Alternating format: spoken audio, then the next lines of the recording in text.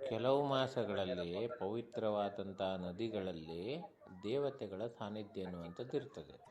ಮಾಘ ಮಾಸದಲ್ಲಿ ನದಿಗಳಿಗೆ ದೇವತೆಗಳು ಹೆಚ್ಚಿನ ತೇಜಸ್ಸನ್ನು ನೀಡಿರ್ತಾರೆ. ಮತ್ತು ಮಾಘ ಮಾಸದಲ್ಲಿ ಎಲ್ಲ ನದಿಗಳು ಕೂಡ ಗಂಗೆಯಷ್ಟೇ ಪವಿತ್ರವಾಗಿರ್ತವೆ.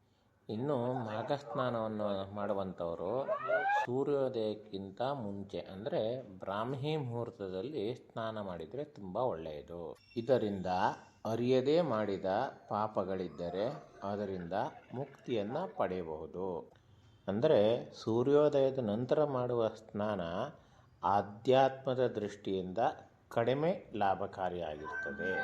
ಇನ್ನು ಈ ಮಾಘ ಸ್ನಾನ ಮಾಡೋದ್ರಿಂದ ನಮ್ಮ ದೇಹದಲ್ಲಿನ ರೋಗ ನಿರೋಧಕ ಶಕ್ತಿಯನ್ನು ಕೂಡ ಹೆಚ್ಚಿಸಿಕೊಳ್ಳಬಹುದು. ಇದರಿಂದ ಶರೀರವು ಆರೋಗ್ಯವಂತವಾಗಿರ್ತದೆ. ಕೆಲವು